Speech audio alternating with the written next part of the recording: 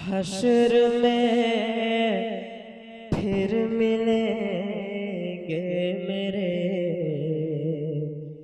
दोस्तों।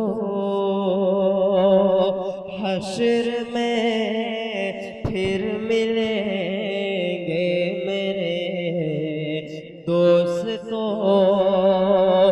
बस यही है मकाम आखिरी आखिरी। हश्र में फिर मिलेंगे मेरे दोस्तों। अब मैं बगैर किसी ताख़ीर के हज़रत मुफ्ती साहब से गुजारिश करता हूँ कि वो तशरीफ़ लाएँ और अपने मवाइज़ हसना से हम सबको मुस्तफ़ीज़ फरमाएँ। अल्हम्दुलिल्लाह अल्हम्दुलिल्लाहि वकफ़ा वसलामुन अला इबादिहिल्लज़ीना इस्तफ़ा व उसल्ली व उसल्लिमु अला नबीनल मुस्तफ़ा व अला आलिहि व सहबिहि नुजूमिल हुदा व क़ादतित तुक़ा। अम्मा बाद फ़अऊज़ु बिल्लाहि मिनश शैतानिर रजीम। बिस्मिल्लाहिर रहमानिर रहीम। क़ुल इन कुन्तुम तुहिब्बूनल्लाह फ़त्तबिऊनी युहब्बिबकुमुल्लाह व यग़फ़िर लकुम ज़ुनूबकुम। सदक़ल्लाहु मौलानल अज़ीम। व क़ालन नबिय्यु सल्लल्लाहु अलैहि वसल्लम अल्लिमू औलादकुम अला सलासी ख़िसाल हुब्बि नबीकुम सल्लल्लाहु अलैहि वसल्लम व हुब्बि अहलिल बैत व क़िराअतिल क़ुरआन। व क़ाल सल्लल्लाहु अलैहि वसल्लम मन तरकल किज़्ब व हुव बातिलुन फ़क़द बुनिय लहू फ़ी रफ़्ज़िल जन्नह व मन तरकल मिराअ व हुव मुहिक़्क़ुन फ़क़द बुनिय लहू फ़ी वस्तिल जन्नह व मन हसुन ख़ुल्क़ुहु फ़क़द बुनिय लहू फ़ी अअलाहा औ कमा क़ाल सल्लल्लाहु अलैहि वसल्लम। दरूद शरीफ पढ़ लें। अल्लाहुम्मा सल्लि अला सय्यिदिना व मौलाना मुहम्मद व अला आलि सय्यिदिना व मौलाना मुहम्मद कमा बारकत व तरहमत व तहन्ननत अला सय्यिदिना इब्राहीम इन्नका हमीदुम मजीद। काबिल क़द्र उलमाए किराम, बहुत ही मुअज़्ज़ज़ सामीन एज़ाम, बड़ी उम्मीदों से आई हुई मेरी माँ और बहनों, अल्लाह रब्बुल इज़्ज़ति वल जलाल का लाख लाख एहसान और उसका शुक्र है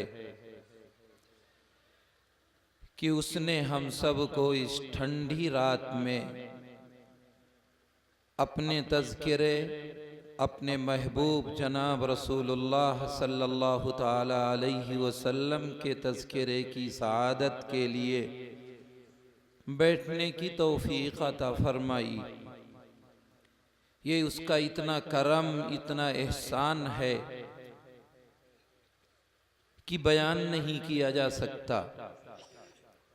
लेकिन बात शुरू करूं मैं आपसे, मेरे अजीज़ों, मैं आपसे एक बात कहूँगा कि हम आप जलसों में बहुत शरीक होते होंगे, तकरीरें भी सुनते होंगे, लेकिन ज़ाविये निगाह और नियत और इरादे में मेरे कोई मुस्तहकम बात नहीं होती।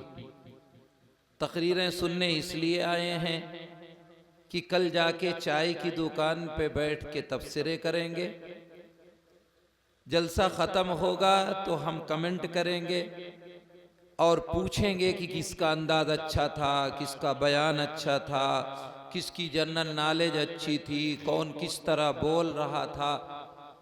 अगर इस नियत से आए हुए हैं तो हकीकत ये है कि ये मकसूद हमारा नहीं है। अगर इस नियत से आए हैं तो आना बेकार है। और अगर ये नियत करके बैठें कि जो सुनूंगा उसे जिंदगी में लाने की कोशिश करूंगा, 100% नहीं, 5% अपनी जिंदगी को उस ढर्रे पर, उस रास्ते पर, उस शाहराह पर, उस बताए हुए उसूलों पर अपने आप को ढालने की कोशिश करूंगा। अगर ये नियत करके आप बैठें तो यकीनन यहाँ बैठना, सुनना, ये रात का जागना सब क़यामत के दिन हमारे लिए जरिए नजात बनेगा। इसलिए नीयत दुरुस्त करें कि हम सुनेंगे तो इंशाअल्लाह अमल करेंगे। हाँ भाई, अमल करेंगे इंशाअल्लाह, इंशाअल्लाह अमल करेंगे। अजीज़ान गिरामी, अगर किसी चीज को परखना और देखना हो तो पता चलता है कि उसका उसके मुकाबिल चीजों से मुआजना किया जाए, तब समझ में आता है कि वो चीज अच्छी है, खराब है, बेकार है या बहुत उम्दा है। क्लास में पढ़ने वाला अगर एक ही बच्चा हो तो वही अव्वल वही आखिर, लेकिन 10 बच्चे हों तो पता चलता है कि वो कितना माइंडेड है, कितना अक्लमंद है, कितना ज़की है, कितना ज़हीन है। तब पता चलता है अगर क्लास में बहुत सारे बच्चे हों, और अगर एक है तो पता नहीं चलता। ऐसे ही मेरे अजीजों, ये जिंदगी जो जी रहे हैं हम आप, 60 साल, 70 साल, 80 साल, 90 साल, अगर इस जिंदगी को दीगर जिंदगियों के मुकाबिल जरा परख के देखो तब पता चलता है कि ये जीना मेरा कितना बड़ा है, कितना कारामद है या कितना नुकसानदेह है। तब एहसास होता है। एक जिंदगी हम आप माँ के पेट में गुजार के आए हैं, 9 महीने की जिंदगी। अगर आपसे पूछूं कि भाई साहब वो जिंदगी कैसी गुजरी, तो हर एक कहता है जहां न शूर हो, न इदराक हो, न सूद व ज़िया का पता हो, न नफा नुकसान का इल्म हो, वो भी कोई जिंदगी है। यकीनन उस जिंदगी के मुकाबिल में ये जिंदगी 70 और 80 साल बहुत बड़ी है। लेकिन अगर इस जिंदगी को 60 साल, 70 साल जरा कब्र की जिंदगी के मुकाबिल में परखिए, कब्र के मुकाबिल में रख करके देखिए, जहां मेरे बाप, दादा, परदादा, मेरे लकड़ दादा 1000, 2000, 3000, 4000, 5000, 6000 कितने हजारों साल से कब्र में सो रहे हैं और अब तक सोएंगे, किसी को पता नहीं है। उस जिंदगी के मुकाबिल में अगर ये जिंदगी आप रखें तो यकीनन ये जिंदगी बहुत मुख्तसर और महदूद होगी, क्योंकि किसी को नहीं पता क़यामत कब आएगी, किसी को नहीं पता। क्योंकि अल्लाह के नबी से जिब्रील अमीन ने पूछा था, ये कहा था मतस्सा या रसूल अल्लाह, तो आपने फरमाया था मल मसऊल अन्हा बिअलम मिन अस्साइल, कि जिससे पूछा जा रहा है वो पूछने वाले से ज्यादा नहीं जानता। अलामात आपको पता चल सकती हैं, करीना बताया जा सकता है, लेकिन क़यामत का हतमी वक्त कोई नहीं बता सकता। अल्लाह ने खुद फरमा दिया 5 चीजों का किसी को इल्म नहीं। इन्नल्लाह इंदहु इल्मुस्साअ व युनज़्ज़िलुल गैथ व यअलमु मा फिल अरहाम व मा तदरी नफ्सुम माज़ा तक्सिबु गदा व मा तदरी नफ्सुम बिअय्यि अर्ज़िन तमूत, कि क़यामत कब आएगी किसी को नहीं पता, कल क्या करेगा किसी को नहीं पता। माँ के पेट में बच्चा जब नुत्फा पड़ता है तो लड़का होगा लड़की होगा किसी को नहीं पता, कल क्या होगा किसी को नहीं पता। इसी तरह कल आप क्या करेंगे किसी को नहीं पता। वमा तदरी नफ्सुम माज़ा तक्सिबु गदा वमा तदरी नफ्सुम बिअय्यि अर्ज़िन तमूत, कब किसकी मौत कहाँ आएगी किसी को नहीं पता। तो क़यामत का पता किसी को नहीं। कब्र में कब तक सोएगा आदमी, अगर उस कब्र की जिंदगी के मुकाबिल में ये 60 साल जिंदगी रखी जाए तो बहुत छोटी महसूस होगी। और अगर कब्र की जिंदगी के मुकाबिल में मैदान महशर की जिंदगी रख लो, जहां ये उलमा बताएंगे कि एक दिन, एक रिवायत के मुताबिक 1000 साल के बराबर, एक रिवायत के मुताबिक 50,000 साल के बराबर, इतना बड़ा दिन होगा उस मैदान महशर का। अगर 1000 साल कब्र में सोए हैं तो एक दिन के बराबर भी नहीं है। तो उस जिंदगी के मुकाबिल में कब्र की जिंदगी भी बहुत मुख्तसर है। और अगर एक कदम और आगे बढ़ जाइए, जन्नत और दोज़ख की जिंदगी, जहां अल्लाह रब्बुल इज्जती वल जलाल की तरफ से ये फैसला हो जाएगा कि अपने आमाल की वजह से, अपने करतूत की वजह से, अपने किरदार की वजह से, अपनी अच्छाइयों और बुराइयों की वजह से अब आदमी या तो जन्नत में हमेशा हमेशा रहेगा या दोज़ख के हवाले हो जाएगा।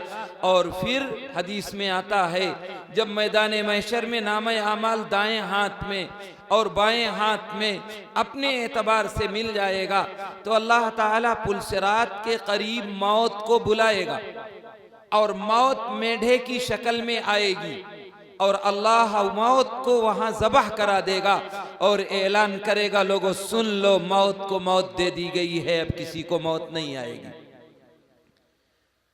तो वो जन्नत या दोज़ख की जिंदगी जहां मौत को मौत दे दी गई, जहां अब किसी को मौत नहीं आएगी, जरा उसको इस जिंदगी के मुकाबिल में जो हम जी रहे हैं उसके मुकाबिल में जरा रख करके देखिए कि 60 साला 70 साला जिंदगी वो बड़ी है या वो हमेशा हमेश की जिंदगी जहां हमको हमेशा हमेश रहना है, उस जिंदगी के बारे में सोचना चाहिए। ये 60-70 साला जिंदगी हमारा मतमहे नजर है, मेरा मकसूद हयात है, मेरी जिंदगी का मंशूर और कानून है। हम तरक्की करते हैं, अपना फ्यूचर देखते हैं, ये सोचते हैं कि मेरा फ्यूचर, मेरा मुस्तकबिल बन जाए, तो मेरी सोच 70 साल 80 साल पे आके रुक जाती है। उससे आगे हमारा फ्यूचर है ही नहीं। कोई भी कहेगा यार मेरा फ्यूचर बन जाए, मेरा मुस्तकबिल बन जाए, मेरी आने वाली जिंदगी बन जाए, मेरी नस्लों की जिंदगी बन जाए, तो हर एक की सोच ये हुआ करती है कि बस 70 साल 80 साल में बच्चों की शादियां कर लूं, अपना घर बना लूं, मुझे कार मिल जाए, मेरा बंगला तैयार हो जाए, मैं बच्चों के लिए कुछ बैंक बैलेंस कर लूं, ये मेरा मतमहे नजर होता है। इसके आगे हम नहीं सोचते। हालांकि सोचने की जरूरत यह थी कि मेरा मुस्तकबिल कोई और है, मेरा फ्यूचर कुछ और है, मेरी जिंदगी हकीकी कुछ और है। ये दारुल अमल है, ये दारुल जजा नहीं है। यहाँ कुछ करके जाने की जरूरत है, इसका बदला हमको आपको वहां मिलेगा, इसकी जजा मिलेगी। इस दुनिया में कोई भी नेकी कर लो, कोई भी बुराई कर लो, कोई भी अच्छाई कर लो, और आप ये सोचो कि मुझे इसका सिला मिल जाए, उसका बदला मिल जाए। मेरे अजीजों, ये बहुत बड़ी भूल है, बड़ी चूक है। यहां बदले की जगह नहीं है, ये दारुल अमल है। दारुल जज़ा वो है जहां हिसाब व किताब होगा, जहां हर एक नुक्ते का हिसाब कर लिया जाएगा। फमन यअमल मिस्काल दर्रतिन खैरन यरह वमन यअमल मिस्काल दर्रतिन शर्रन यरह। जहां दर्रे दर्रे का हिसाब हो जाएगा, जहां अच्छे और बुरे का फैसला हो जाएगा, वहां दारुल जज़ा है। अगर दुनिया दारुल जज़ा होती तो अल्लाह अपने महबूब को गले में रस्सी डालकर और चादर का फंदा डालकर घसीटवाता ना। अगर दुनिया दारुल जज़ा होती तो अल्लाह के नबी की पीठ पर ऊंट की ओझड़ी गर्दन पर न रखी जाती। अगर दुनिया दारुल जज़ा होती मेरे अजीजों, तो अल्लाह ताला अपने महबूब को अपने वतन से निकलवाता ना, हिजरत न कराता, उसे कत्ल की प्लानिंग न की जाती। अगर दुनिया दारुल अमल न के बजाय दारुल जज़ा होती तो अल्लाह ताला इस दुनिया के अंदर अपने नबी को भरे दरबार में ज़बह न कराता, अपने नबी को आरे से न चिरवाता। ये अपने महबूब गुफ़िर लहू मा तक़द्दम मिन ज़ंबिका व मा तअख़्ख़र, वो ऋषि, वो मुनि, वो इस कायनात के लिए बरगुज़ीदा शख्सियत, जब वो आजमाइश से नहीं बचे तो हम आप क्या समझते हैं कि एक दिन की नमाज पढ़ लें, अल्लाह की तरफ से आज ही फरिश्ता आ जाए और पूछे बताइए अब हमें क्या करना है? ये तसव्वुर मेरा भूल जाएं आप। ये दुनिया दारुल अमल है, दारुल जज़ा नहीं है। इसलिए इस दुनिया में आए हो तो उस दुनिया की फिक्र करो जहां हमेशा हमेश रहना है। हर आदमी को फिक्र ये होती है कि मेरे बाद मेरे बच्चे का क्या होगा, मेरी औलाद का क्या होगा। अगर तूने सही तरबियत नहीं की अपनी औलाद की, तूने इसे सही रास्ते पर नहीं चलाया, तूने इसे मस्जिद का रास्ता नहीं दिखाया, तूने इसे कुरान नहीं पढ़ाया, तूने इसे शरीयत नहीं सिखाई, तो मरने के बाद इसका क्या होगा। ये कब्र में जाएगा तो तूने सवाल और जवाब याद कराए हैं इसको, तूने इसे कुरान और हदीस पढ़ाया है, तूने शरीयत सिखाई है। मैं नहीं कहता हर एक को आलिम बनाओ, हर एक को मुफ्ती बनाओ, हर एक को कारी बनाओ, इतना तो अपनी औलाद को बनाओ कि कम से कम वो मुसलमान हो सके, उसे कलमा तो याद हो, उसे जानता तो हो कि दीन क्या है, उसे मस्जिद का तो पता हो, शरीयत का तो पता हो। अल्लाह के नबी ने फरमाया था, अल्लिमू औलादकुम अला सलासी खिसाल, ऐ लोगों अपनी औलाद को 3 बातों की खसलत सिखाया करो। अगर ये 3 बातें तुमने सिखा दी तो यकीनन अल्लाह के नबी सल्लल्लाहु अलैहि वसल्लम फरमाते हैं कि तुम्हारी औलाद कामयाब है। हुब्बी नबीकुम सल्लल्लाहु अलैहि वसल्लम। पहली बात अल्लाह के नबी ने फरमाई कि ऐ लोगों अपनी औलाद के दिल में अल्लाह के नबी की मोहब्बत डालो। ये नस्लें जो पैदा हो रही हैं, बड़ी हो रही हैं, जिन पर मुस्तकबिल और फ्यूचर का दारो मदार है, ये नौजवान कौम की रीढ़ की हड्डी की हैसियत रखता है। अगर किसी कौम का नौजवान सुधर जाए, अगली नस्ल कामयाबी पर दलील हुआ करती है। क्या मेरी औलाद, उसके दिल में हमने बचपन में अल्लाह के नबी की मोहब्बत डाली? क्या हमने नबी का आइडियल बनाने का इसको सिखाया?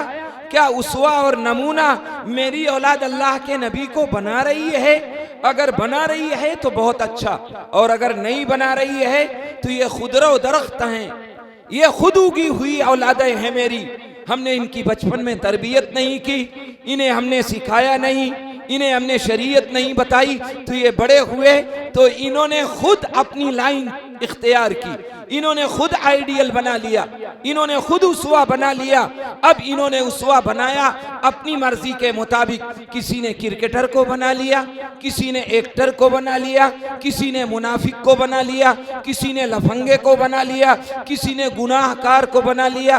गोया अब मेरा बच्चा अपना फ्यूचर बनाने के लिए उसको आइडियल जो मिलता है वो कोई क्रिकेटर मिलता है या एक्टर मिलता है, क्योंकि माँ बाप ने उसे कोई रहनुमाई नहीं की, उसकी कोई गाइडलाइन नहीं बनाई, उसको बचपन में बैठ करके नबी की अजमत और मोहब्बत नहीं सिखाई, शरीयत का तरीका नहीं सिखाया, दीन नहीं बताया। अब वो बड़ा हो रहा है तो अब लामहला उसने किसी क्रिकेटर को बना लिया। अब मेरी नौजवान औलादें जो आज दुनिया में समाज में काम करने के लायक हैं, जब उन्होंने क्रिकेटर को बना लिया तो अब उसने फटी पैंट पहन ली तो मेरा हर नौजवान फटी पैंट पहनेगा। उन्होंने छोटी सी दाढ़ी रख ली तो मेरा हर नौजवान किसी क्रिकेटर या एक्टर के ताल्लुक की वजह से, उसे आइडियल बनाने की वजह से छोटी छोटी हर एक दाढ़ी रखा। खुदा की कसम अगर तुमने नबी की मोहब्बत में छोटी दाढ़ियां भी रखी होती तो आज दुनिया का मंजरनामा कुछ और होता। लेकिन मेरा आइडियल, मेरा नमूना, मेरा उसवा आज नबी करीम अलैहिस्सलातु वस्सलाम की जात नहीं है। इन बड़े बूढ़ों को मैं कहता हूं, क्या तुमने इनकी तरबियत की है? अगर तरबियत की है तो यकीनन अल्लाह के यहाँ तुम्हारी कोई गिरफ्त नहीं होगी।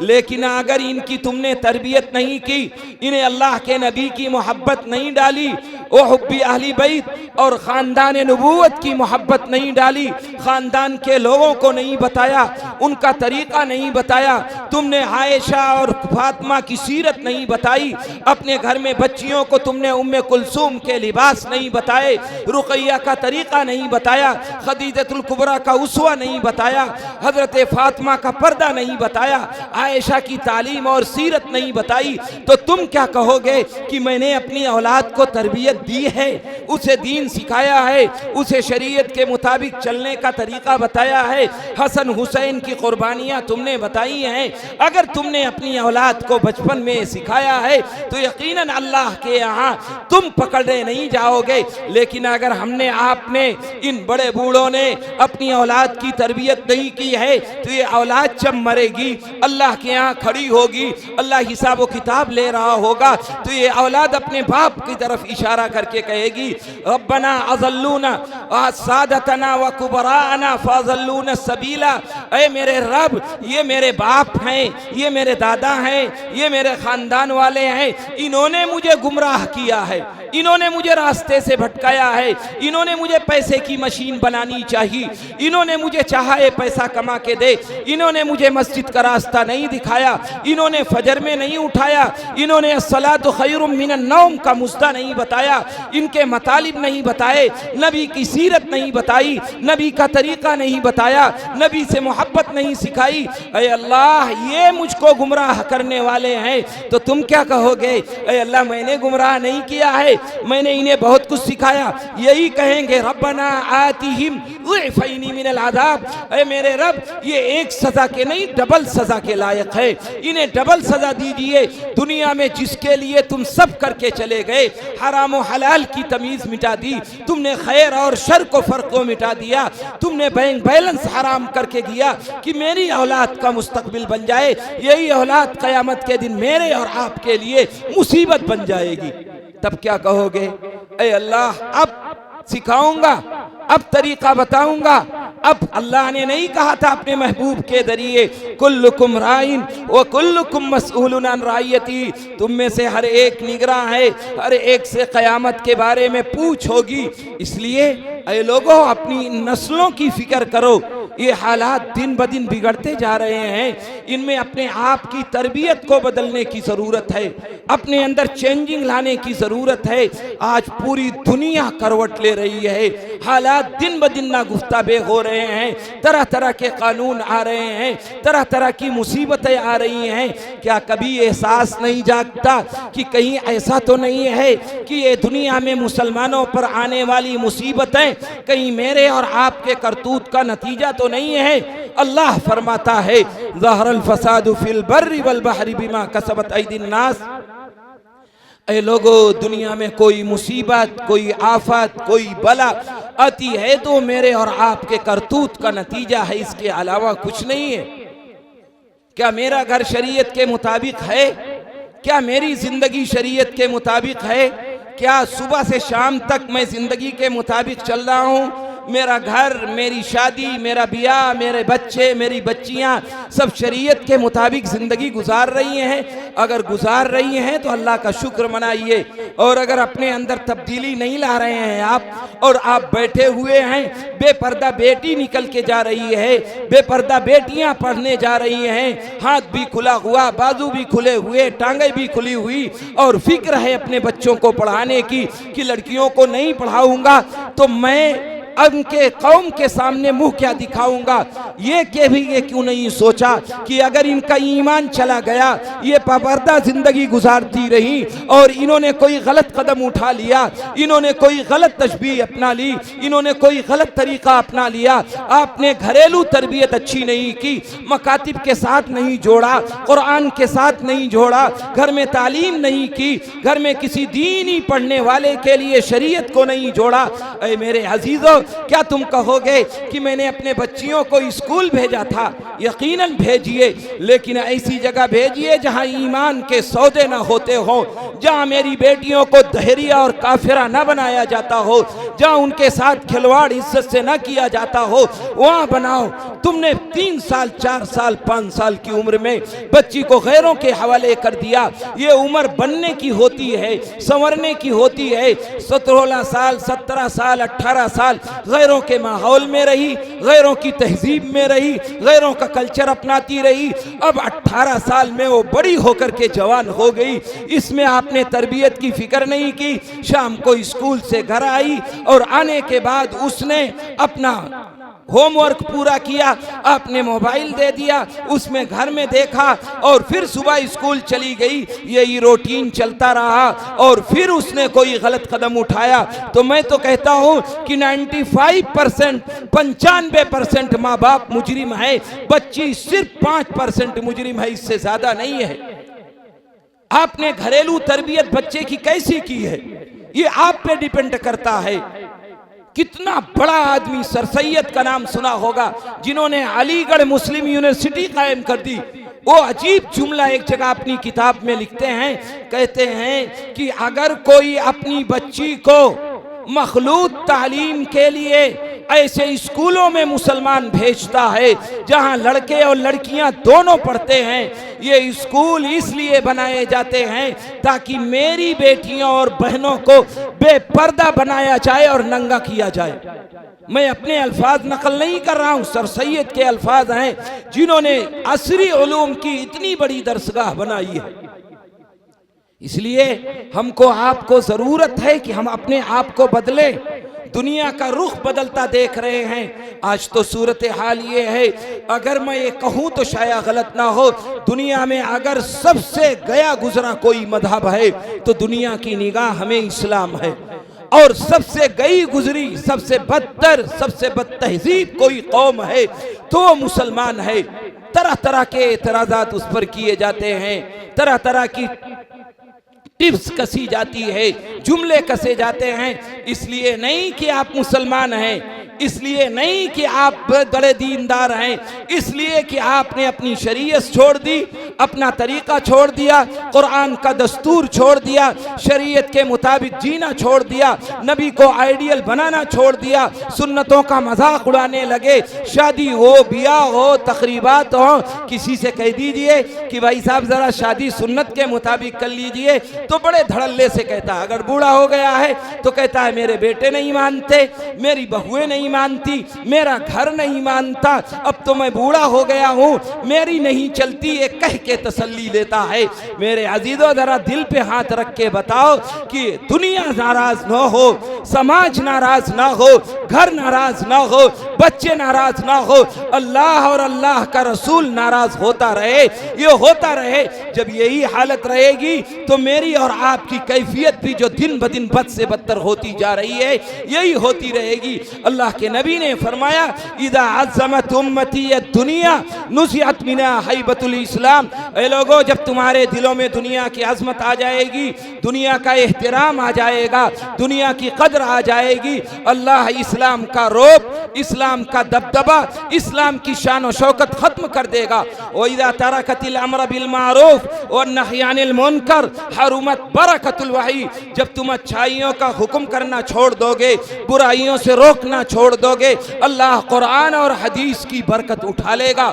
व इदा तसाबत उम्मती सकतत फी ऐनिल्लाह। और जब तुम आपस में गालम गलौच करने लगोगे, एक दूसरे को बुरा भला कहने लगोगे, एक दूसरे की ऐब जोई करने लगोगे, गीबत करने लगोगे, बहतान लगाने लगोगे, समाज को बुरा भला कहने लगोगे, तो ये उम्मत अल्लाह की निगाह हमें गिर जाएगी। कहा आज दुनिया की कदर मेरे दिल में नहीं आई, अल्लाह ने इस्लाम का रोब और दबदबा खत्म कर दिया। आज अच्छाई और बुराई की तमीज नहीं मिट गई है। आज तो सूरत हाल ये है कि आदमी अच्छाई को अच्छाई नहीं समझ रहा है, बुराई को बुराई नहीं समझ रहा। अल्लाह के रसूल फरमाते हैं, कैफ बिकुम इदा फसक फितियानुकुम व तगा निसाउकुम। ऐ लोगों, तुम्हारा क्या हाल होगा जब तुम्हारी औरतें बेराहरा हो जाएंगी, तुम्हारे नौजवान सरकश हो जाएंगे। सहाबा कांप गए, कालू या रसूल अल्लाह इन्न ज़ालिका लकाइनुन। अल्लाह के रसूल ये भी होगा? नबी करीम अलैहिस्सलातु वस्सलाम ने फरमाया, नाम व अशद, तुम ये पूछते हो ये होगा, इससे ज्यादा बुरे हालात आएंगे। कालू या रसूल अल्लाह इन्न ज़ालिका लकाइनुन। अल्लाह के नबी ने फरमाया, कैफ बिकुम इज़ा राअयतुमुल मारूफ मुनकरन वल मुनकर मारूफन।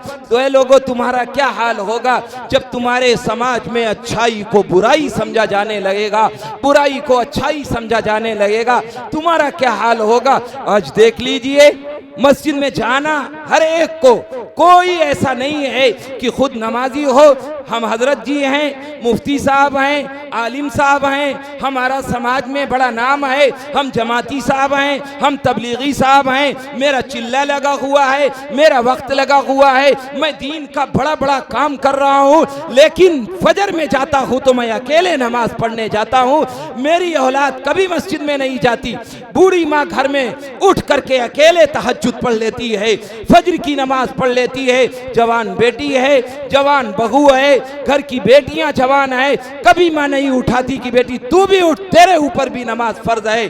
तू जिना को गुनाह कबीरा समझता है, तू दूसरों का हक मारना गुनाह कबीरा समझता है, गाली देना गुनाह कबीरा समझता है, झूठ बोलना गुनाह कबीरा समझता है, जमीन हड़प कर लेना गुनाह कबीरा समझता है, पैसे दबा लेना गुनाह कबीरा समझता है, जैसे किसी के पैसे मार लेना गुनाह कबीरा है, ज़िना कर लेना गुनाह कबीरा है, बदनिगाही कर लेना गुनाह कबीरा है, ऐसे ही गुनाह कबीरा नमाज छोड़ना भी है। क्या ये अहमियत है मेरे दिल में नमाज की? क्या आज मेरी नस्लें नमाज पढ़ रही हैं? अगर तुम मस्जिद में जाने लगते तो हालात का रुख बदल जाता, सिर्फ नमाज पढ़ने की वजह से। तुम अल्लाह को नहीं पहचानते, नबी को नहीं पहचानते, दुनिया को अल्लाह ने दिखा दिया, जा मैंने तुझे भी छोड़ दिया, अब दुनिया में तेरा मुकद्दर जिल्लत के सिवा कुछ नहीं होगा। मिशकात शरीफ की रिवायत है, अल्लाह के नबी इरशाद फरमाते हैं, ऐ लोगो मैं अहकमुल हाकिमीन हूँ, मैं बादशाहों का बादशाह हूँ, बादशाहों के दिल मेरे कब्जे कुदरत में है, मैं दुनिया का सबसे बड़ा बादशाह हूँ। ऐ लोगों कान खोल करके सुन लो, अगर तुम दुनिया में अच्छाई करते रहोगे, दुनिया में शरीयत के मुताबिक चलते रहोगे, दुनिया में शरीयत के कवानीन को अपने कानून समझते रहोगे, अल्लाह के नबी की इताअत करते रहोगे, इन दुनिया के बादशाहों के दिलों को नर्म कर दूंगा, जो तुम्हारी ज़रूरत पर खड़े होंगे, तुम्हारे दुख में दुखी होंगे, तुम्हारी मुसीबत में आकर के तुम्हारी मदद करेंगे, तुम्हारे दुख पर वो आंसू बहाएंगे। ऐ लोगों मैं हकमुल हाकिमीन हूँ, अगर तुम शरीयत पर न चले, तुमने शरीयत के मुताबिक ज़िंदगी ना गुजारी, तुमने नमाजें छोड़ी, तुमने शरीयत की खिलाफ वर्जी की, तुमने सुन्नतों की तौहीन की, तो मैं इन दुनिया के बादशाहों के दिलों को सख्त कर दूंगा और तुम उनसे बारहा अल्लाह के सामने दुआएं मांगोगे, तदऊनहु फला युस्तजाबु लकुम, अल्लाह तुम्हारी दुआएं कबूल नहीं करेगा। क्या आज मेरा औलाद के ताल्लुक से हाल नहीं है?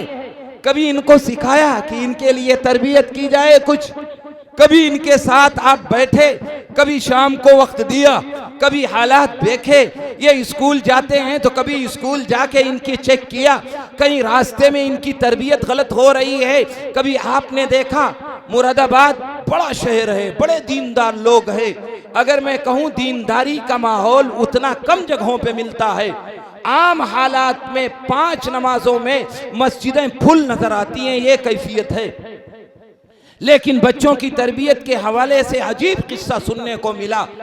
उन्होंने बताया, एक साहब ने, स्पोर्टर हैं बड़े, वो कहने लगे कि एक साहब मेरे अजीज हैं, एक दिन रिक्शा नहीं आया बच्चे को स्कूल जाने के लिए, तो उन्होंने कहा चल मैं स्कूटर से तुझे स्कूल छोड़ दे। 9 साल 8 साल का बच्चा स्कूटर से जा रहा, अचानक उसने अपने बाप को रोका, पापा जरा रुकिए। वो रुक गए, रुका, बच्चा स्कूटर से उतरा और सीधा मंदिर गया, मुसलमान का बच्चा, और उसने जमीन पे माथा टेका और आके पापा की स्कूटर पे बैठ गया। कहने लगा चलिए पापा। बाप का माथा ठनका, परेशान हुआ, तूने ये क्या किया? कहने लगा पापा जब मैं इस तरह, मेरे फ्रेंड्स, मेरे दोस्त इस तरह करके जाते हैं तो उनके मार्क्स अच्छे आते हैं, उनके नंबरात अच्छे आते हैं, उनके नंबरात में अच्छी हो। कभी तूने भी अपने बच्चे को सिखाया इम्तिहान के ज़माने में कि बेटा 2 रकात पढ़ के जा, तेरे मार्क्स अच्छे आएंगे? कभी तूने भी सिखाया कि दुआ पढ़ के जा, अल्लाह तेरे मार्क्स अच्छे दिलाएगा? कभी तूने भी सिखाया कि एक पारा तिलावत करके जा, बेटे तेरे नंबर अच्छे आएंगे? कभी तूने भी तरबियत की? गैर तो ये तरबियत कर रहे हैं कि मंदिर होके जाना ताकि नंबरात अच्छे आए, और तुम इतनी भी तरबियत नहीं कर सके कि बेटे गैरों के सामने झुकना अल्लाह को नापसंदीदा है। इन्नल्लाह ला यग़फ़िरु अन युशरका बिही, अल्लाह ताला सारे जुर्मों को माफ कर सकता है, लेकिन अपने साथ कोई शरीक किया जाए, किसी को अल्लाह के साथ साझी बनाया जाए, अल्लाह कभी भी कबूल नहीं करता है। तो कभी आपने भी गौर किया इन औलादों के सिलसिले में? कि मैं इनकी तरबियत कर रहा हूँ कि नहीं। वो गाली देता है, मुझे अच्छा लगता है। वो तरबियत के नाम पर बुरा सलाह कहे तो मुझे अच्छा, जब बचपन में उसकी गाली अच्छी लगती है तो बचपन में सुनते हुए परेशानी क्यों होती है? क्योंकि बचपन में तूने उसकी तरबियत ही गाली की है। तो बूढ़े हो जाओगे तो तुम्हें कुरान सिखाएगा, तुम्हारी खिदमत करेगा, तुम्हारे साथ अच्छाई से पेश आएगा। अगर तूने बचपन में पढ़ाया होता तो यकीनन तुम्हारे साथ ये हालात ना आते। अल्लाह के नबी ने फरमाया कि ये लोगों, अपनी औलाद को 3 खसलतें सिखाया करो। इन 3 खसलतों को सिखाओगे तो यकीनन तुम्हारी नस्ल अच्छी होगी। अल्लाह के नबी की मोहब्बत डालो, उसी के साथ ख़ानदान नबूवत की मोहब्बत डालो, और वक़िराअतिल कुरान, और अपने बच्चों को कुरान पढ़ाने की फ़िक्र करो। इन मदारिस और मकातिब से जोड़ो, इन नस्लों को आबियारी करो। अगली नस्लें वरना तहरिया होंगी, जनाजा पढ़ाने वाला नहीं मिलेगा। अगली नस्लें तहरिया होंगी, बगैर निकाह के बच्चे औरतों को रखा करेंगे। आज हमारी बाप दादा ने कोशिश की तो आज टोपियां नजर आती हैं, आज कुर्ते नजर आते हैं, आज आइम्मा नजर आते हैं। ये उलमा की देन है तुम्हारे लिए कि आज कुर्ते पैजामे नजर आते हैं। ये मदारिस वाले, ये मकातिब वाले, ये दीन की दरसगाहों वाले, ये तुम्हारे लिए इतना बड़ा एहसान है कि जिसका तसव्वुर नहीं किया जा सकता। तुम इनको बेकार समझते हो, 2 रुपए देते हुए समझते हो कि मैंने इन पर बड़ा एहसान कर दिया है। ये तुमसे ज्यादा अच्छा कारोबार कर सकते थे, ये दुकानें चलाएं तो तुमसे अच्छी चला सकते हैं, ये अगर दुनिया में आए तो नाम रोशन कर दें। तुमने इनको देखा नहीं है। ये तो तुम्हारी इन नस्लों की हिफाजत के लिए, जिसकी बुनियाद हजरत नाना तवी अलैहिर्रहमा ने डाली थी कि मैं अपनी नस्लों की हिफाजत करूंगा। अंग्रेज ने बड़े बड़े चौगादरी ला करके खड़े किए थे कि इन नस्लों से कलमा हटा दिया जाए, इन्हें ईसाई बना दिया जाए, इनको फीस नहीं दी जाना पड़ेगी, इनको ड्रेस नहीं देना पड़ेगा। तुम मेरे स्कूलों में आओ, अल्लाह उन्हें जज़ाए खैर दे, उनकी कब्रों को नूर से भर दे। वो खड़े हुए कि ये फ्री में पढ़ाएंगे। मैं खड़ा होता हूँ और स्कूल के बजाय मकातिब और मदारिस कायम करता हूँ। अंग्रेज कहता है हुकूमत के बावजूद मैं फ्री में पढ़ाऊंगा। वो कहते हैं इन नस्लों से 1-1 रुपए मांग करके, 1-1 आना मांग करके, 1-1 पाई लेकर के मैं इन नस्लों की हिफाजत करूंगा। मैं इन्हें फ्री में पढ़ाऊंगा, इन्हें फ्री में तरबियत करूंगा, इन्हें फ्री में मुसलमान बनाऊंगा, इन्हें नबी का फ्री में गुलाम बनाऊंगा, इनको हॉस्टल फ्री में दूंगा, इन्हें इलाज फ्री में दूंगा, इनकी तरबियत फ्री में करूंगा। तुमसे 1 रुपए मदरसे वाले इन चंदे के अलावा नहीं मांगते हैं। तुम स्कूलों में जाके बड़ी बड़ी फीस अदा करते हो। ऐ मेरे अजीजों, तुम स्कूलों में भेजो, इतनी बड़ी तादाद है। अगर तुम 10 खड़े हो जाओ, अल्लाह ने इतनी दौलत दी है कि जो तुम आवारगी में खर्च करते हो, शादियों में खर्च करते हो, तकरीबात में खर्च करते हो, मगनी के नाम पर खर्च करते हो, अगर इसको 1 साल बचा लो तो तुम्हारे गांव में इस्लामी स्कूल इतना शानदार कायम हो जाए कि इन बच्चों और बच्चियों की तरबियत फ्री में होने लगे। तुमने ज़कात के पैसे दे करके ये समझ लिया कि अल्लाह पे एहसान कर दिया। कुछ इमदाद भी खर्च करो इन नस्लों की हिफाजत के लिए, जिनकी कब्रें रोशन होगी, जिन्हें कलमा याद हो जाएगा, जिन्हें दीन आ जाएगा, जिन्हें शरीयत आ जाएगी। और अगर इसी शादियों के नाम पर तुम ये बर्बाद करते रहे तो कल क़यामत का दिन होगा, मैदान महशर होगा। अल्लाह का रसूल फरमाता है ला तज़ालु क़दमा इब्न आदम हत्ता युसअल अन खम्सिन अन उम्री फीमा अफना व अन शबाबी फीमा अबला व अन मालिही मिन ऐन इक्तसबहु व फीमा अनफ़क़ा। ऐ लोगों, कान खोल करके सुन लो, जब तक मैदान महशर में 5 चीज़ों के सवाल के जवाब नहीं दे लोगे तब तक तुम्हारे कदम टल नहीं सकते। वो मैदान महशर होगा जहाँ कुरान ने रिश्ते बयान किए हैं। यौम यफ़िर्रुल मरउ मिन अख़ी व उम्मिही व अबी व साहिबतिही व बनी लिकुल्लि इम्रिइन मिनहुम यौमइज़िन शानुन युग़नी। ये वो रिश्ते हैं जो कभी अलग नहीं होते, लेकिन मैदान महशर में वो भी कन्नी काट जाएंगे, वो भी किनारे हो जाएंगे। कौन से रिश्ते? मियाँ बीवी का रिश्ता, वालिदैन औलाद का रिश्ता, भाई बहन का रिश्ता। ये वो रिश्ते हैं जो कभी अलग नहीं होते। वो कन्नी काट जाएंगे, किनारे हो जाएं। कहीं मुझसे एक नेकी ना मांग लें, कहीं मुझसे आप एक नेकी ना तलब कर लें मेरा बाप, इसलिए किनारे। वो मैदान महशर होगा जब तक 5 चीज़ों के सवाल के जवाब नहीं दे लोगे। अल्लाह ताला का नबी फरमाता है कदम टल नहीं सकते इस जिंदगी के बारे में, उम्र के बारे में कि जिंदगी दी थी तूने कहाँ गंवाई, जवानी दी थी कहाँ पुरानी की। तीसरा और चौथा सवाल होगा वन माली ही मिन आईना इक्तसबहु व फीमा अनफका, कि मैंने तुम्हें माल दिया था उसे कहाँ से कमाया और कहाँ खर्च किया। कहीं शादी ब्याह में, कहीं आवारगी में, कहीं गुनाह में, कहीं फुजुलियात में तो खर्च नहीं किया है, कहीं बुरे कामों में तो नहीं खर्च किया है, कहीं आवारगी और दहशतगर्द उल्टे सीधे कामों में तो नहीं खर्च किया है। ऐ मेरे अजीजों, तब क्या कहोगे कि अल्लाह मैंने बिल्कुल सही खर्च किया है।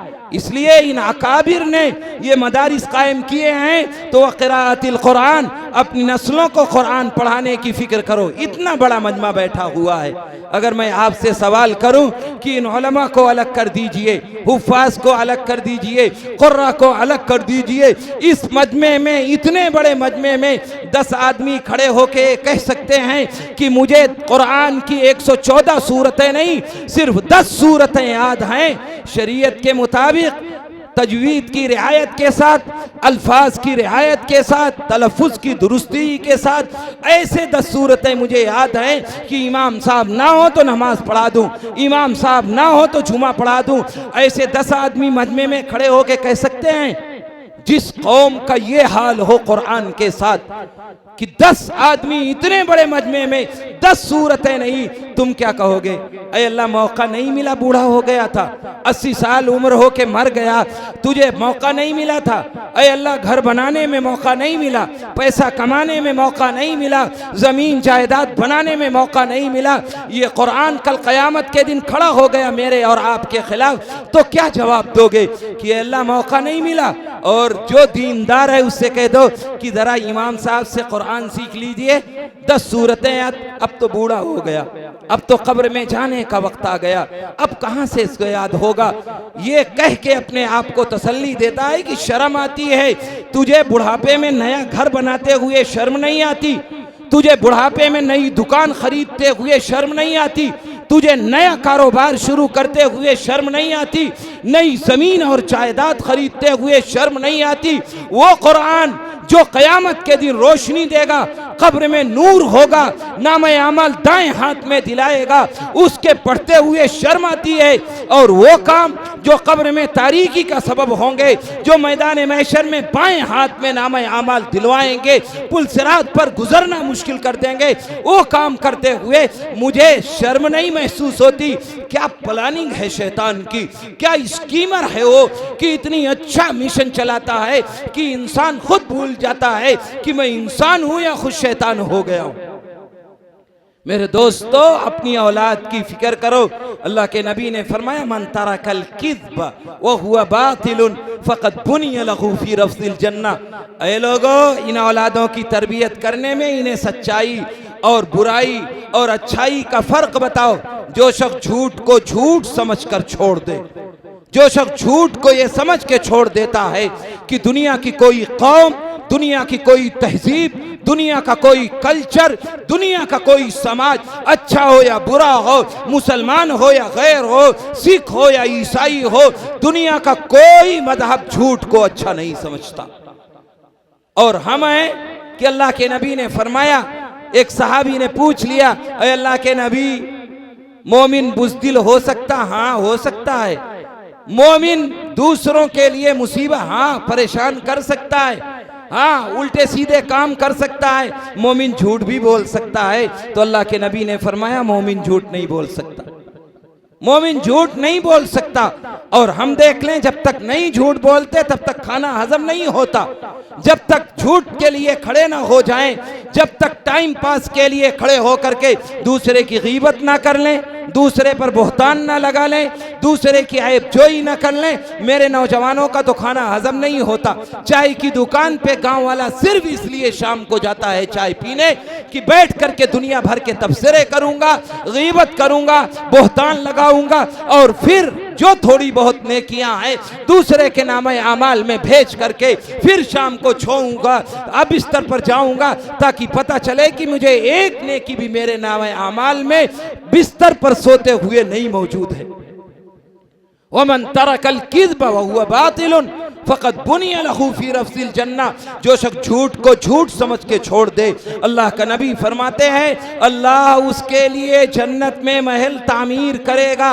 वमन तरकल मिराअ व हुवा मुहिक़्क़ुन फ़क़द बुनिया लहू फ़ी वस्तिल जन्ना, जो शख्स लड़ाई को, झगड़े को, आपसी इख्तिलाफात को इसलिए छोड़ देता है कि मेरा ये ज़मीन मेरी है, मैं हक पर हूँ, मेरा हक है, कोर्ट से भी ले लूँगा, शरीयत से भी ले लूँगा, इस्लाम के तरीक़े पर भी मैं इसका मालिक हूँ, लेकिन ये लड़ाई की नज़र हो गई है, आपस में इख्तिलाफ का सबब बन गया है, आपस में दूरियाँ इस ज़मीन की वजह से पैदा हो रही। अल्लाह का नबी फरमाते हैं मन तरकल मिराअ, जो शख्स लड़ाई को, झगड़े को इसलिए छोड़ देता है कि मैं हक पर हूँ, वह हुआ मुहिक़्क़ुन, वो हक पर है, जानता है मेरी है, इसके बावजूद कहता है मुझे लड़ाई नहीं लेनी है, तू जा, तू ले जा इसको।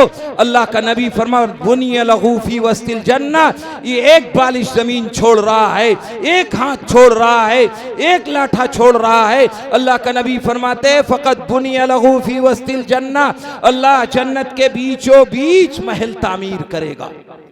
एक बालिश छोड़ करके जन्नत खरीदना आसान है, या भाई की भाई से लड़ाई हो करके जिंदगी भर वो भाई जो एक प्लेट में खाया करता था, सूरत हाल यहाँ तक होती जा रही है, भाई मरता है तो दूसरा भाई मरने के बाद भी सूरत देखना गवारा नहीं करता। यही मुसलमानों का शेवा है कि अब भाई भाई के जनाजे में शरीक ना हो, खानदान खानदान के लिए तरीका ना बनाए, उसके लिए मदद ना करे, उसका ताउन ना करे, उसके लिए खड़ा ना हो। आज दीवारें बढ़ती हैं तो दिल बढ़ जाते हैं, दीवारें अलग होती है तो खानदान की दुश्मनियां बढ़ जाती हैं। इसीलिए तुम्हें पैदा किया गया था। मक्के के लोग मदीना हिजरत करके गए, पुश्तैनी दुश्मनियां रहा करती थी, एक दूसरे के करीब नहीं हुआ करते थे। अल्लाह के नबी ने मक्के के लोगों को बुलाया, मदीने के लोगों को बुलाया, हाँ भाई ये मक्के वाले आए हैं, ये सब कुछ लुटा के आए हैं, कुछ इनके पास नहीं है, दीन के नाम पर घर भी छोड़ दिया है, बागात भी छोड़ दिया है, खेती बाड़ियां भी छोड़ दी हैं, अपनी बीवियां तक छोड़ के इस्लाम के नाम पर आ गए हैं। तुम इन्हें भाई बना लो। दुश्मनियां पुश्तैनी थी, लेकिन इस्लाम के नाम पर आज सूरत हाल ये हो गई थी कि अल्लाह के नबी ने कहा भाई बना लो, तो उन्होंने सगे भाई से ज्यादा किरदार अदा किया। हजरत साद इब्न रबी, हजरत Abdurrahman ibn of, Hazrat Abdurrahman ibn of मुहाजिर सहाबी, साद इब्न रबी अंसारी सहाबी, दोनों ने आपस में मुआखात अल्लाह के नबी ने फरमाई, भाई भाई बनाया, लेके हाथ पकड़ा अब्दुर्रहमान का। साद इब्न रबी ने घर लेके गए, ये मेरा 2 मंजिला मकान है, जो आज से आपको पसंद हो आपका हो गया, मुझे नहीं चाहिए। ये मेरी 2 बीवियां हैं, पर्दे की आयत नाजिल नहीं हुई है, जो आपको पसंद हो तलाक देता हूँ, इद्दत गुजरने के बाद आप शादी कर लीजिएगा। ये कौन सा जज्बा था जो गैर को भाई बनाने पर आमादा कर लेता था? ये कौन सा जज्बा है जो सगे भाई के जनाजे में भाई को शिरकत न करने पे मजबूर करता है?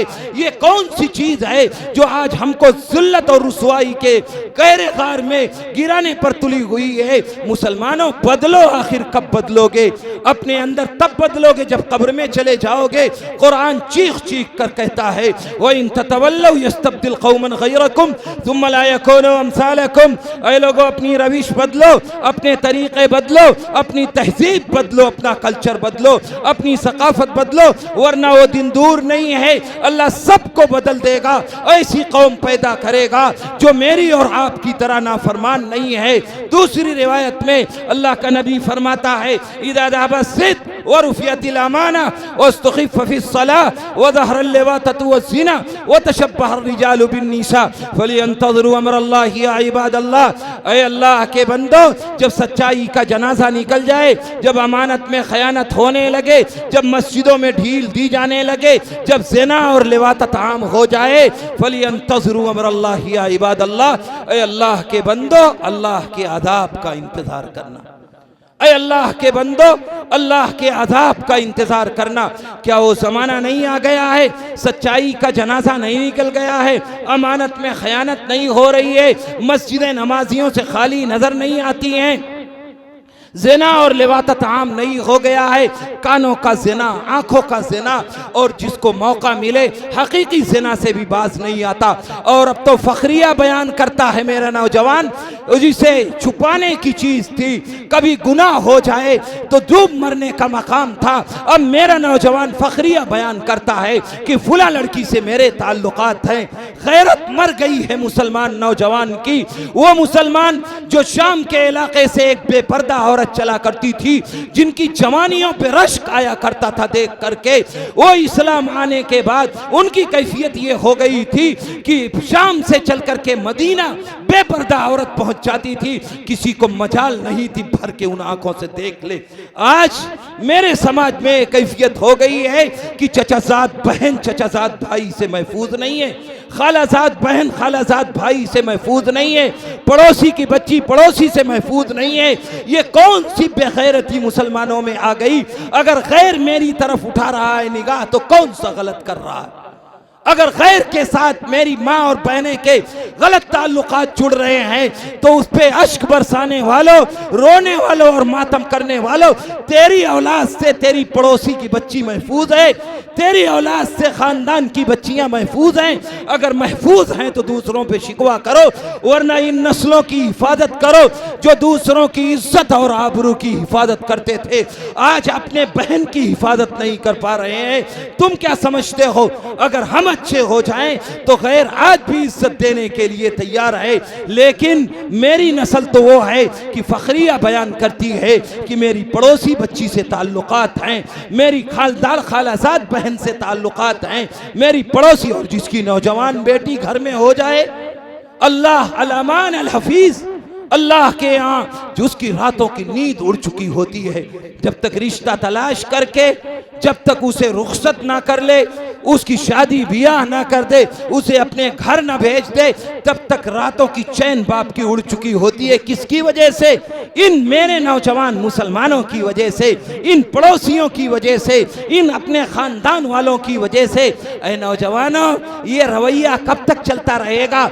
जब तुम ये करते रहोगे तो क्या वो दिन दूर नहीं है कि मेरे इन घरों से मेरी बहन बेटियों को बर्मा की तरह निकाल करके इन आंखों के सामने कहीं बेइज्जत न किया जाए? जब तुम हिफाजत करने पर नहीं तुले हो तो गैर अगर करता है तो कौन सा जुर्म करता? बगदाद की तारीख भूल गए, रूस की तारीख भूल गए, दुनिया के औराक तारीख के भूल गए। तुम्हें जरूरत नहीं अपने आप को, इमाम बुखारी पैदा हुए, तिरमिज़ी पैदा हुए, अल्लामा मीर गिनानी पैदा हुए, हिदायत जैसी मोतबर किताब लिखी, लेकिन उनका पैदा होना काम नहीं आया जब मुसलमान शरीयत से दूर हो गया। ये 2% हैं उलमा हुफ़ाज़, ये मदरसे में पढ़ने वाले 1.5% हैं। 98% मुसलमान वो है जो दीन से कोसों दूर है, शरीयत से कोसों दूर है। कामयाबी 50 और 55 पे मिला करती है, 60 और 40 पे मिला करती है, 1% पे नहीं मिलती। रूस की तारीख उठाकर देखो, 100 साल मुसलमानों पे ऐसे गुजरे हैं कि कुरान पढ़ना तो दूर की बात है, कुरान देखना नसीब नहीं हुआ, और जिसने देखा उसको सजा दी गई कि उसकी नस्लों ने कुरान देखने से तौबा कर लिया। हम भी सोच रहे हैं कि लॉकडाउन गुजरा, अल्लाह ने मस्जिदों में ताले लगवाए थे, अल्लाह दोबारा मस्जिदों में ताले लगवा दे, अल्लाह दोबारा इन मस्जिदों में आना जाना बंद करा दे, अल्लाह शरीयत के मुताबिक अमल करने पे पाबंदी लगवा दे। अल्लाह न मेरा मोहताज है न तेरा मोहताज है, अल्लाह दुनिया से कुरान की हिफाजत करने पर आएगा। इन्ना नहनु नज़्ज़लना ज़िक्र व इन्ना लहू लहाफ़िज़ून, हमने कुरान उतारा है, हमने महबूब का तरीका उतारा है, हम मुहाफिज हैं, तेरी ज़रूरत नहीं है, ये तुम कर रहे हो, अल्लाह का एहसान है, तुम नहीं करोगे अल्लाह गैरों से करवाएगा। हिफाजत कराने में आपका मेरा मोहताज नहीं है, हमको आपको ज़रूरत थी कि हम अपने आप को बदलते। ऐ लोगों, किसी काम को करने के लिए 2 चीज़ों की ज़रूरत होती है। मौजूद दूसरी तरफ जा रहा है, अगर दुनिया में तरक्की करना है तो 2 काम, या तो मोहब्बत से, या शौक से, या खौफ से। दुनिया में कोई भी काम होता है या तो शौक पैदा हो जाए, छोटा सा बच्चा स्कूल जाता है तो स्कूल जाने में माँ बाप का डर है, स्कूल का डर है, टीचर का डर है, क्लास टीचर का डर है, अब जाता रहता है। जिन बच्चों के घरों में ना स्कूल जाने का खौफ है ना वालिदैन का खौफ है, उस घर के बच्चे पढ़े लिखे नहीं होते, क्योंकि डर ही नहीं है। और जरा बच्चा बड़ा हुआ, हाई स्कूल कर लिया, इंटर कर लिया, अब उसको शौक पैदा हो जाता। कितने गरीब बच्चे नौकरी करके भी पढ़ते हैं, क्योंकि उन्हें शौक हो गया, मैं पढ़ूंगा तो समाज में नेक नाम होगा, मैं पढ़ूंगा तो पैसे कमाऊंगा, मैं पढ़ूंगा तो मेरी इज्जत होगी। अब शौक से पढ़ता है। तो कोई काम या तो खौफ से या शौक से। ऐसे ही दुनिया में कामयाबी जिंदगी गुजारने के लिए आदमी दो काम करे, या तो शौक और मोहब्बत पैदा हो जाए। किससे? नबी करीम अलैहिस्सलातु वस्सलाम से, आपकी लाई हुई तालीमात से, आपके जिंदगी गुजारने वाले तौर तरीके से। और वो पैदा होगा इन नस्लों को बचपन से इनके दिल में बीज मोहब्बत के डालने से। मोहब्बत कैसी? जैसे सहाबा की थी। एक देहाती सहाबी मस्जिद नबवी में दाखिल हुए, सोच के आए थे अल्लाह के रसूल से पूछूंगा कि अल्लाह के रसूल क़यामत कब आएगी। सलाम किया और वहीं से कहने लगे अस्सलामु अलैका या रसूल अल्लाह, ए अल्लाह के नबी आप पर सलामती हो। अल्लाह के नबी ने निगाह उठाई और देखा, कहने लगे वालेकुमुस्सलाम। अभी उन देहाती सहाबी ने ना आओ देखा ना ताओ, कहने लगे मतस्सा या रसूल अल्लाह, अल्लाह के नबी क़यामत कब आएगी बता दीजिए। तो अल्लाह के नबी मुस्कुराए और आपने कहा वही हक मादा आतला, तेरा भला हो, कुछ तैयारी भी करके आया है या यूं ही क़यामत क़यामत किए जा रहा। जब ये जुमला कहा तो भोले भाले सहाबी कहने लगे अल्लाह के नबी कुछ ना तैयारी है क़यामत की, 1% भी तैयारी नहीं है, सिर्फ आपसे और आपसे मोहब्बत करता हूं, आपसे मुझे ताल्लुक है, आपसे इश्क है, आपसे मोहब्बत है, इसलिए मैं पूछ रहा हूं क़यामत कब आएगी। तो आपने फरमाया अल मरउ मा मन अहब्बा व अंत मा मन अहबब्ता, जो आदमी जिससे हकीकी मोहब्बत करेगा क़यामत के दिन उसके साथ होगा, तू जिससे मोहब्बत करता है तू क़यामत के दिन उसके साथ होगा। हजरत अनस इब्न मालिक रज़ी अल्लाह ताला अन्हु उस मजलिस में मौजूद हैं, राविये हदीस हैं। वो कहते हैं अल्लाह के नबी की ज़बान से जुमला निकला, तो इस जुमले के निकलने के बाद मैंने सहाबा के चेहरों को पढ़ा, इतनी खुशी इतनी खुशी इतनी खुशी चेहरे से झलक रही थी।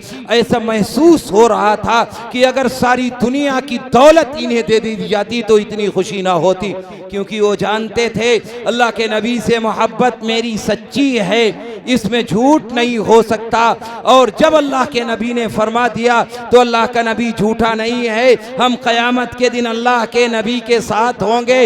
हम भी गिरेबान में झांक के देखें, क्या मेरी मोहब्बत भी सच्ची है, क्या मेरी मोहब्बत भी हकीकी है, क्या खुशी और गमी के मौके पर मैं भी सुन्नतों को जिंदा करने वाला रहता हूँ, क्या ऐसा तो नहीं है सुबह से शाम तक इस सुन्नतों का मजाक उड़ाता हूँ, नबी करीम अलैहिस्सलातु वस्सलाम की तौहीन करता हूँ, अपने चेहरे से, मोहरे से, लिबास से, तौर तरीके से, शादी से, ब्याह से, घर से, बाहर से, मगनी से, तकरीब से, कोई भी मसला ले लीजिए, क्या शरीयत के मुताबिक 1% भी करते हैं कि अल्लाह के नबी से मोहब्बत है इसलिए करूँगा वही जो अल्लाह के नबी की ख्वाहिश है? क्या ये मेरी सच्ची मोहब्बत? अगर सच्ची मोहब्बत है तो यकीनन अल्लाह के साथ, अल्लाह के महबूब के साथ क़यामत के दिन आप होंगे। और अगर सच्ची मोहब्बत नहीं है तो ऐ लोगों, झूठी मोहब्बत का कहीं एतबार नहीं है। तो या तो मोहब्बत पैदा हो जाए, कुल इन काना आबाउकुम व अबनाउकुम व इख्वानुकुम व अज़वाजुकुम व अशीरतुकुम व अमवालुन इख्तरफ्तमुहा व तिजारतुन तख्शौन कसादहा व मसाकिन तर्ज़ौनहा अहब्ब इलैकुम मिनल्लाहि व रसूली। ऐ लोगों, नबी जी आप इनसे बता दीजिए, जब तक तुम्हारे ख़ानदान से, तुम्हारे आबा व अजदाद से, तुम्हारी बीवियों से, तुम्हारे बैंक बैलेंस से, तुम्हारे इन बंगलों से सबसे ज़्यादा अल्लाह अल्लाह के रसूल की मोहब्बत ना हो जाए, तब तक कामयाबी तुम्हारा कदम नहीं चूम सकती। मेरे अजीज़ों, पहला काम हकीकी मोहब्बत पैदा हो जाए, और अगर ये नहीं कर सकते हो तो ये तो यकीन है अल्लाह पर ईमान लाए हो कि हमें मरना ज़रूरी है, कब्र में जाना है, हिसाब व किताब होना है, नामे अमाल का बाएं या दाएं हाथ में मिलना है, पुल सिरात पर गुजरना है, जन्नत या दोज़ख का फैसला होना है, इसका तो ईमान ला चुके हो, ये तो यकीन है। रोज़ाना कब्रिस्तान में जाते हो दफनाने, और अब तो फूसी मुसीबत ये आ गई है, सूरत हाल यहाँ तक बिगड़ चुकी है कि जनाजा कब्र में लिटाया जा रहा होता है और वही खड़े होके आदमी वो ठट्ठा और मजाक करता रहता है। इतनी बेहिसी हो चुकी है कि कब्रिस्तान में दांत नजर आते हैं। जब मरना जरूरी है तो ऐ लोगों, उस मरने की तैयारी करो जहां हमेशा हमेश रहना, वो डर पैदा करो, वो खौफ पैदा करो, वो अपने अंदर कैफियत पैदा करो कि अल्लाह के सामने खड़ा होना है।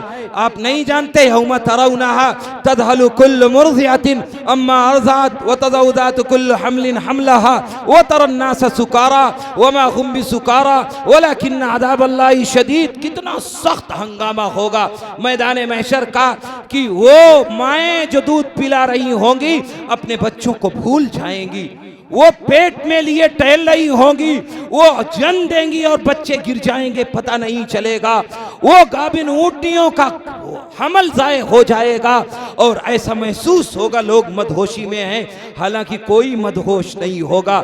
वमा हुम बिसुकारा वलाकिन अज़ाबल्लाहि शदीद, लेकिन अल्लाह का अज़ाब सख्त है। तो जब ये यकीन है तो क्यों खौफ पैदा नहीं होता, क्यों डर पैदा नहीं होता, क्यों एहसास नहीं जागता? आप नहीं जानते हजरत अबू बकर सिद्दीक से कौन नावाकिफ है, कौन नहीं जानता? इस दुनिया में अफजलियत, बरतरियत, अशरफियत में अगर सबसे मुअज़्ज़ज़ कोई हो सकता है तो सिद्दीक अकबर की ज़ात है। हजरत सिद्दीक अकबर के बारे में अल्लाह के नबी ने फरमाया था, अल्लाह के नबी ने ये फरमाया था कि मैंने तमाम दुनिया में लोगों के हुकूक अदा कर दिए हैं, सिर्फ सिद्दीक अकबर का हक अल्लाह ही अदा करेगा। जन्नत के 8 दरवाजों से सिद्दीक अकबर का नाम पुकारा जाएगा, लेकिन आखिरत की फिक्र और मौत का डर ये है सिद्दीक अकबर का कि कभी कभी ज़ारो कतार रोने लगते और रोते रोते ये कहा करते थे, काश मैं दरख्त का पत्ता होता, ऊँटनी मुझे खा जाती, मैं मेघनी बन जाता ताकि कल क़यामत के दिन हिसाब व किताब से बच जाता। ये कौन सी चीज थी जो सिद्दीक अकबर को मजबूर करती थी? हजरत उमर फारूक से कौन नावाकिफ है? अगर मैं ये कहूँ कि तमाम सहाबा मुरीद की हैसियत रखते हैं तो हजरत उमर फारूक वो सहाबी हैं जो मुराद रसूल हैं, अल्लाह के नबी ने मांग करके लिया है, लेकिन आखिरत की फिक्र ये है कि कभी कभी ज़ारो कतार रोने लगते और रोते रोते ये कहा करते थे, काश मेरी माँ ने मुझे जना ना होता, काश मेरी माँ ने मुझे पैदा ना किया होता ताकि मैं कल क़यामत के दिन हिसाब व किताब से बच जाता। उस्मान गनी से कौन नावाकिफ है? दोहरी दामादी का शरफ अल्लाह के नबी को हासिल है। एक एक नहीं 2-2 बेटियां अल्लाह के नबी ने उस्मान गनी को दे रखी हैं और अल्लाह के नबी ने दूसरी बेटी के इंतकाल पर फरमाया था, ऐ लोगों, अगर मेरी कोई तीसरी बेटी होती तो मैं उस्मान के निकाह में दे देता, लेकिन किसी कब्र से गुजरते हैं तो ये कैफियत है, ज़ारो कतार रोने लगते हैं और रोते रोते ये कहा करते हैं कि किसी ने पूछा आप कब्र पे इतना क्यों रोते हैं? तो क्या जवाब दिया मालूम है?